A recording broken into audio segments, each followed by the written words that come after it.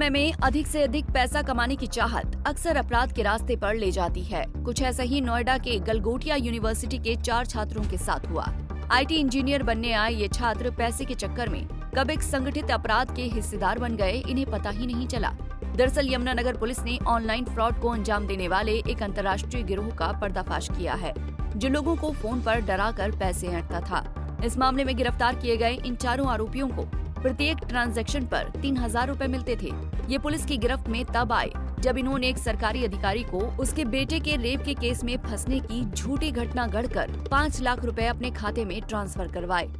हमारे यहाँ पे एक कंप्लेंट आई थी, हमने उसमें एफआईआर दर्ज करी 64 नंबर, जिसमें कि पाकिस्तान से एक नंबर आया था 92 से, और उससे हमारे यहाँ पे राम कुमार हैं, एससी हैं अपना थर्मल में, तो उनके कॉल आई कि पाकिस्तान से कि आपके लड़के को अरेस्ट कर लिया है पटियाला में। उनका लड़का पटियाला यूनिवर्सिटी में पढ़ता है, थापड़ में, कि आपके लड़के को अरेस्ट कर लिया है, आपके लड़का 3-4 लड़कियों के साथ था और रेप का एलिगेशन है, आपको बचना है तो आप 1 लाख रुपए डाल दीजिए।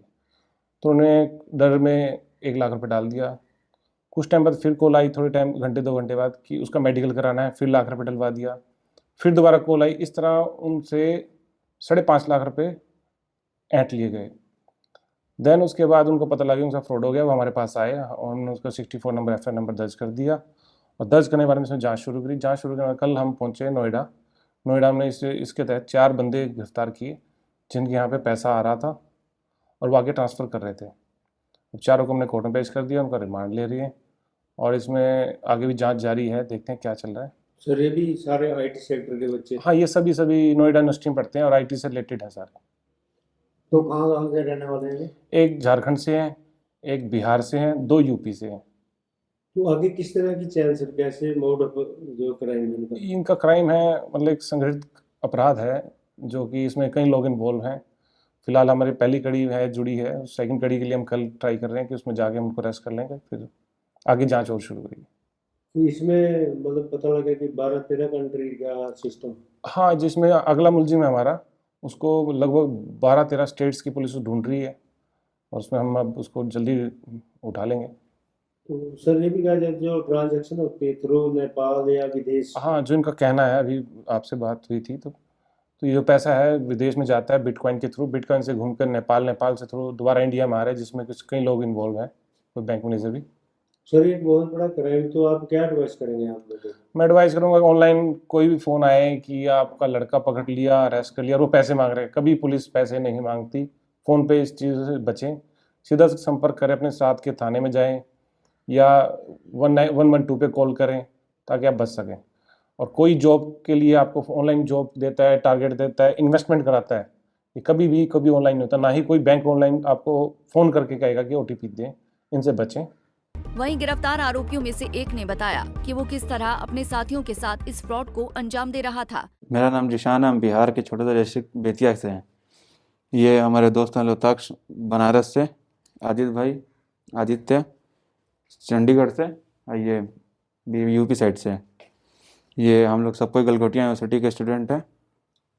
कौन सी कॉलेज के यूनिवर्सिटी? गलगोटिया यूनिवर्सिटी के स्टूडेंट है, डिप्लोमा कर रहे हैं। किस जगह है यूनिवर्सिटी? नोएडा में, ग्रेटर नोएडा। ओके जी। हमारे द्वारा एक साइबर फ्रॉड हो गया हुआ है। हम लोग ये किए थे कि एक बंदे ने हमारे से अकाउंट लिया था हम लोग से, अब मैं नहीं दिलवाया था, सब किसी का, सब कोई मेरे को दिया था, तो उसने कुछ पैसे मंगवा दिए अकाउंट में मंगवाया। तो उस टाइम उन्होंने बोला कि गेमिंग ट्रांजेक्शन है, तो देन 2-3 दिन 4 दिन चला ऐसे। फिर देन इनका अकाउंट, अभिनव भाई का अकाउंट माइनस हो गया 50,000। फिर आदित्य भाई का भी माइनस हो गया 50,000। हम लोग पूछे कि सही ऐसा क्या बात है, तो उन्होंने कहा कि ये कुछ नहीं है, ऐसा ब्लॉक कर दो। फिर कॉल आने लगा अननोन नंबर से कि तेरा पैसा मेरे अकाउंट में आया, भेज दे। अलग अलग लैंग्वेज से कॉल आने लगा। तो देन हम लोग पूछे कि भाई ऐसा क्या बात है, तो बोले कि सिम फॉरवर्डिंग में डाल दो, प्लस किसी अकाउंट मत उठाना, ये सब बस नॉर्मली आता है जो गेम में हारता है।